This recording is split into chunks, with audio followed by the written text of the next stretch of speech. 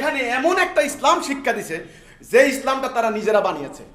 26 জন খ্রিস্টান প্রিন্সিপাল 146 বছর ধরে ধরে মাদ্রাসায় বসে বসে একটা ইসলাম শিক্ষা দিয়েছে। তাদেরকে বলা হয়েছে ওরিয়েন্টালিস্ট। ব্রিটিশ, অত্যন্ত ব্রিলিয়েন্ট। তারা অ্যারাবিক ল্যাঙ্গুয়েজের মাস্টার, ইংলিশের মাস্টার, এই আমাদের ভারতের ভাষার মাস্টার, পৃথিবীর কয়েকটা ভাষার তারা মাস্টার, এরকম এদেরকে বলা হয় ওরিয়েন্টালিস্ট। এত দক্ষ আরবিতে আমাদের আলেমদেরও নাই। তারা মাদ্রাসার প্রিন্সিপাল ছিল 146 বছর। 26 জন খ্রিস্টান প্রিন্সিপাল একে একে একে একে মাদ্রাসা একটা প্রোডাকশন দিছে। কোন ইসলাম শিক্ষা দিছে? এই যে 1300 বছর ধরে এই যে জাল হাদিস ভিত্তিক, ফেকা ভিত্তিক, এই যে তাফসির ভিত্তিক যে মন গড়া ইসলামটা দাঁড় করানো হয়েছে, আল্লাহ রসুলের ইসলাম নয়, এই 5 দফার ইসলাম নয়, এই ইসলামটা তাদেরকে মাদ্রাসায় বসে বসে শিক্ষা দেওয়া হয়েছে। আজকে এই মাদ্রাসার আলেমদের কাছে ইসলামের প্রকৃত কনসেপ্ট নাই। তাদের কাছে শুনতে হবে, তাদের কাছে জাতিকে ঐক্যবদ্ধ করার গুরুত্ব নাই। তাদের কাছে প্রধান বিষয় হচ্ছে মেয়ে মানুষের চোখ দেখা যাবে কি যাবে না, এটা নিয়ে তারা মারামারি করবেন। ঘড়ি ডাইন হাতে দিবেন নাকি বাম হাতে দিবেন, কোন হাতে দিলে জায়েজ আছে, নেইল পলিশ লাগানো জায়েজ না হারাম, এটা নিয়ে মারামারি করবেন।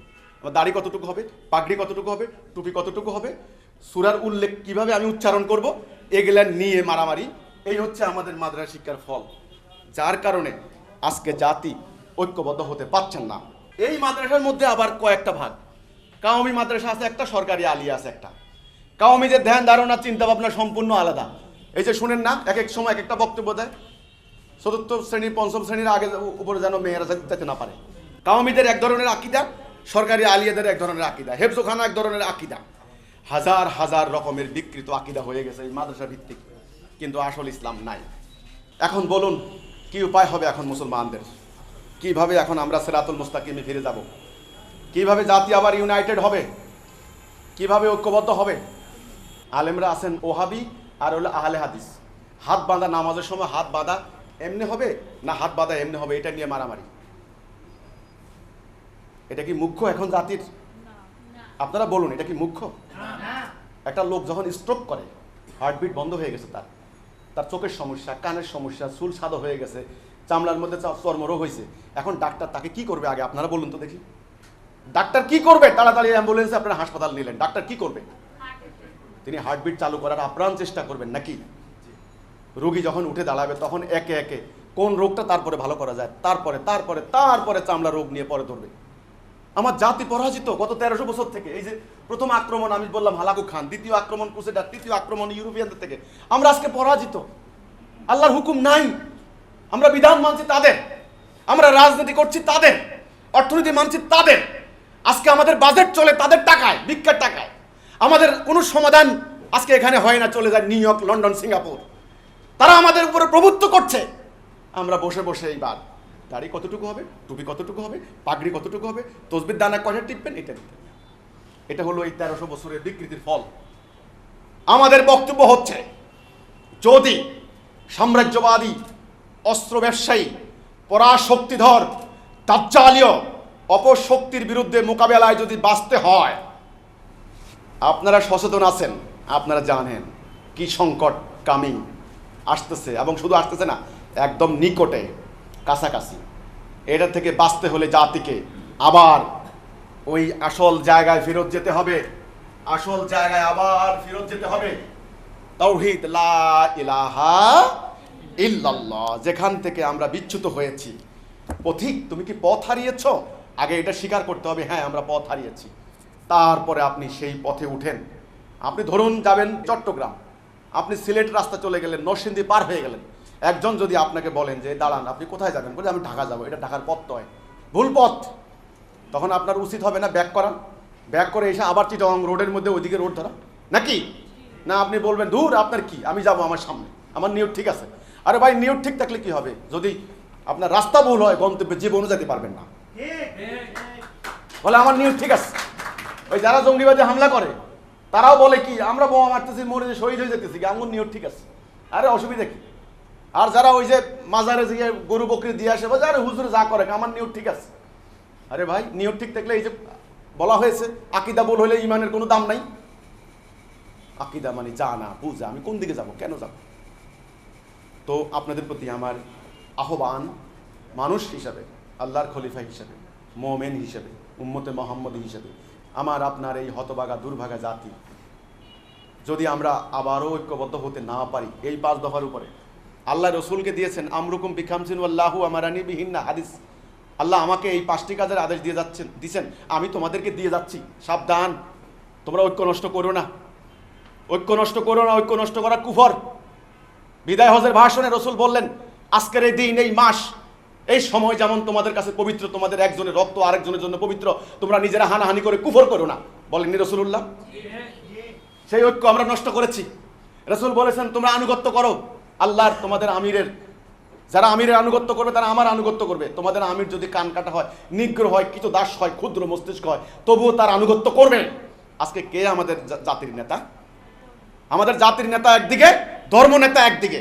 ধর্ম নেতা আমাদেরকে নামাজ পড়ায়, আর জাতির নেতা আমাদেরকে দিয়ে ওই যে দাজ্জালের দিকে নিয়ে যাচ্ছে। তাহলে আমাদের দুই দিকে আজকে আমাদের আনুগত্য নাই, শৃঙ্খলা নাই, কোথাও কোনো শৃঙ্খলা নাই, হিজরত নাই, জিহাদ তো নাই। ওই জঙ্গিবাদীরা মানুষের ক্ষতি করার জন্য বোম মারে আর জেহাদের নামে চালিয়ে দিচ্ছে, বলে এটা আমরা আল্লাহর রাস্তায় জেহাদ করছি। নো, ওটা জেহাদ নয়, ওটা সন্ত্রাস। আমরা প্রমাণ দিয়েছি। আল্লাহ রসুল বলেছেন এই 5 দফা থেকে যারা আধহাত সরে যাবে, তাদের গলা থেকে ইসলামের রশি খুলে যাবে।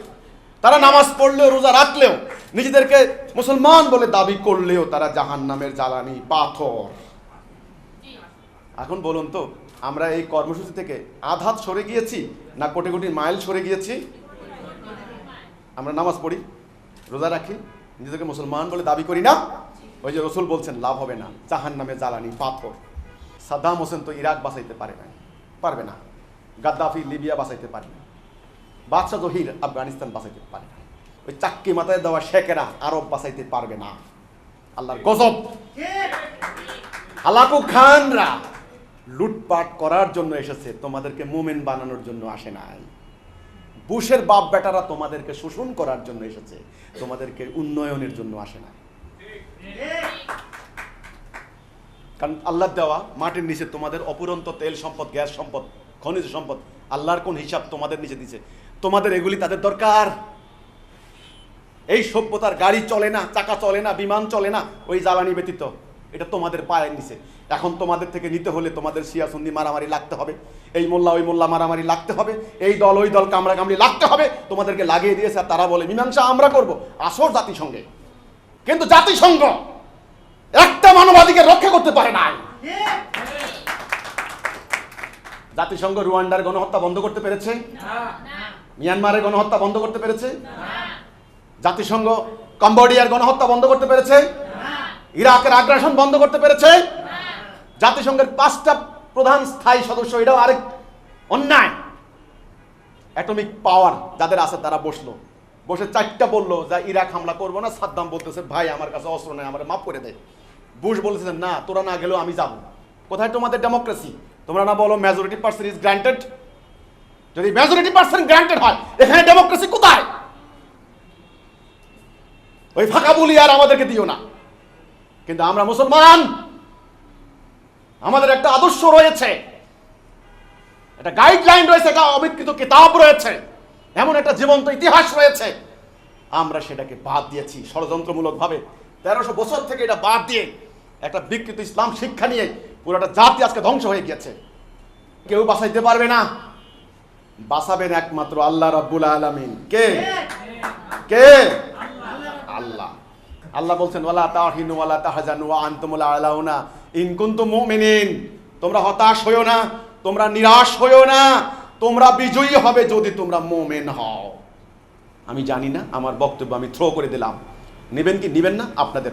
আজকে আপনি যুবক, আগামীকালকে আপনি বৃদ্ধ হবেন, আপনার এই যৌবন থাকবে না। মনে রাখবেন, এই শক্তি পরীক্ষা, এই ক্ষমতা পরীক্ষা, এই টাকা পরীক্ষা। ডান দিকে যাবেন নাকি বাম দিকে যাবেন আপনার ব্যাপার, up to you, decision up to you, আপনি নেবেন। যদি আপনার জাতিকে রক্ষা করতে হয়, বাঁচাতে হয়, এই তাণ্ডব থেকে এবং জান্নাত যেতে হয়, জাহান্নামের আগুন থেকে বাঁচতে হয়, অবশ্যই পুরো জাতিটাকে এই ফেরকা, মাযহাব, তরিকা, দল, উপদল ইত্যাদি ত্যাগ করে একটা মহাজাতিতে ঐক্যবদ্ধ হতে হবে। আমাদের জাতি হবে কয়টা? নেতা হবেন কয়জন? কর্মসূচি কোনটা? এই যে 5 দফা। আমাদের জীবনের লক্ষ্য কি হবে? মানব জীবনে আল্লাহর দেওয়া সত্য দিন প্রতিষ্ঠা করার মধ্য দিয়ে যাবতীয় অন্যায়, অবিচার, যুদ্ধ, রক্তপাত, হানাহানি বন্ধ করে দিয়ে ন্যায় সুবিচার প্রতিষ্ঠা করা, এটার নামই হচ্ছে ইসলাম। এটার নাম ইসলাম। আপনারা জানেন হযরত উসমানের সময় এসে কোরআন কম্পাইল হয়েছে। পুরা কোরআন সাহাবীরা দেখেনও নাই। আজকে ঘরে ঘরে কোরআন, ঝকঝকে তকতকে সবার হরবে কোরআন। একটা হুকুম চলে না। কোরআন তাফসীর করা হচ্ছে, ব্যাখ্যা করা হচ্ছে, ওয়াজ করা হচ্ছে, বান্ডেলে বান্ডেল টাকা কামাই করা হচ্ছে। কারো নাম হেলিকপ্টার হুজুর, কারো নাম বিমান হুজুর, কিন্তু কোরআনের একটা হুকুম চলে না। এই কলম বানানো হয়েছে কি জন্য? এটা না লিখে যদি আপনি অন্য কাজে কান খোঁচান, জুলুম করলেন না? কোরআনকে মুখস্থ করার জন্য বানানো হয়েছে? তাফসীর করার জন্য, শব্দের অর্থ মুখস্থ করার জন্য, আরবির পণ্ডিত হওয়ার জন্য? আর আকিমুদ্দিন প্রতিষ্ঠা করো। সুদের আয়াত পড়ে ব্যাখ্যা করে মাদ্রাসা থেকে লক্ষ লক্ষ আলেম বের হয় আর অহংকার করে আমি আলেম। সুদের আয়াত বিক্রি করে টাকা খায়, কিন্তু অর্থনীতি চলে সুদের।